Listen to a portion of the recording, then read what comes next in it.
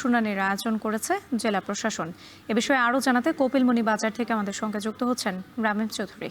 রামিম, গণশুনানিতে কি বিষয়গুলো উঠে এসেছে এবং এলাকাবাসী কি দাবি করছেন?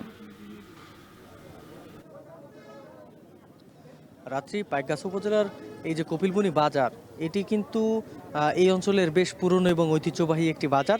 এই বাজারের ঢোকার পথে যে একটি বড় বাঁক রয়েছে, এই বাঁকটি নিয়ে যত সমস্যা, এখানকার সাধারণ মানুষ কিন্তু এখানে আজকে একত্রিত হয়েছে একটি কারণে, এই বাঁকের যে সরলীকরণের যে কার্যক্রম রোডসান হাইওয়ের, সেই কার্যক্রম কিন্তু সঠিকভাবে হচ্ছে না বলে তারা অভিযোগ করেছেন।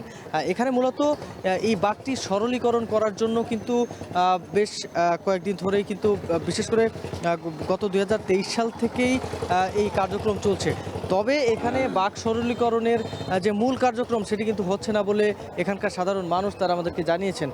এখানকার যে মূল বাঁক, সেই বাঁকের যে সরলীকরণের যে কার্যক্রম, সেটি কিন্তু এখানে স্থানীয় যে সংসদ সদস্য ছিল, বিগত সংসদ সদস্য, তিনি কিন্তু এখানে অনৈতিকভাবে আর্থিক যে সুবিধা নিয়েছেন এমন অভিযোগও রয়েছে এখানে বিভিন্ন মহলের কাছ থেকে, বিশেষ করে একটি ভবন মালিকের কাছ থেকে, এবং যার ফলে কিন্তু সেই ভবন বাঁচাতে গিয়ে তিনি যে বাঁকের যে নকশা, সেই নকশাটি কিন্তু পরিবর্তন করেছেন এমন অভিযোগ কিন্তু এখানকার যারা সাধারণ মানুষ তারা কিন্তু এখানে করছেন।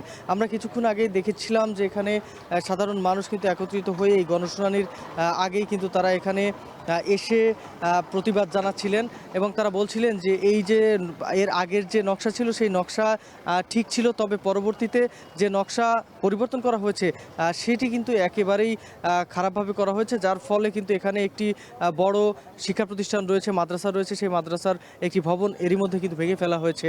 এর পাশাপাশি একদম মাদ্রাসার গা ঘেঁষে রাস্তা নিয়ে যাওয়া হচ্ছে। সেক্ষেত্রে নতুন একটি বাঁক সোজা করতে গিয়ে কিন্তু নতুন আরও বাঁক তৈরি করা হচ্ছে। তারা বলছেন যে এখানকার যে ব্যবসা প্রতিষ্ঠান বা বাসাবাড়ি যেটি ভাঙা হোক না কেন, এই রাস্তাটি যেন সোজা হয়।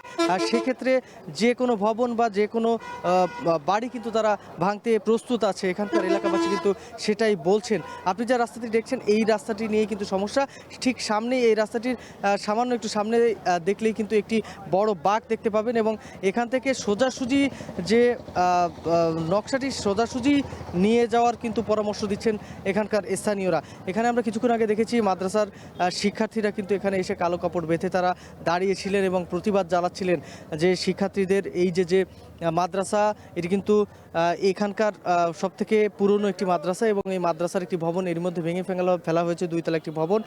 এবং তারা যেটি বলছেন যে মূলত মাদ্রাসার ঠিক গা ঘেঁষে যে রাস্তাটি পরিকল্পনা করা হয়েছে তাতে কিন্তু এখানে ঝুঁকি আরও বাড়ছে।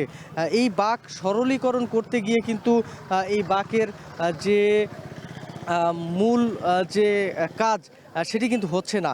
বাঁক সরলীকরণ সোজা করতে গিয়ে কিন্তু এখানে উল্টো আরও একটি বাঁক তৈরি হচ্ছে, এমন কথা কিন্তু বলছেন এখানকার সাধারণ মানুষ। সেক্ষেত্রেই আজকে যে গণশুনানি এবং জেলা প্রশাসনের কর্মকর্তারা কিছুক্ষণ আগে দেখলাম এসেছে, তবে গণশুনানি কিন্তু এখনও শুরু হয়নি। কিছুক্ষণের মধ্যেই গণশুনানি শুরু হবে এবং সাধারণ মানুষের কথা শুনবেন এখানকার জেলা প্রশাসন এবং রোডসান হাইওয়ে যারা রয়েছেন তারা সকলে এসেছেন এবং তারা এখানে এসে তারা এই যে এখানকার যে এই কার্যক্রম এবং সাধারণ মানুষের কথা সেগুলো শুনবেন এবং দেখে পরবর্তীতে যাচাই বাছাই শেষে তারা তাদের সিদ্ধান্ত নেবেন। তো সব মিলিয়ে এই ছিল রাত্রি আমার কাছে কপিলমুনি বাজার থেকে সবশেষ খবর। কপিলমুনি বাজার থেকে যুক্ত ছিলেন রামিম চৌধুরী। দর্শক, নিচে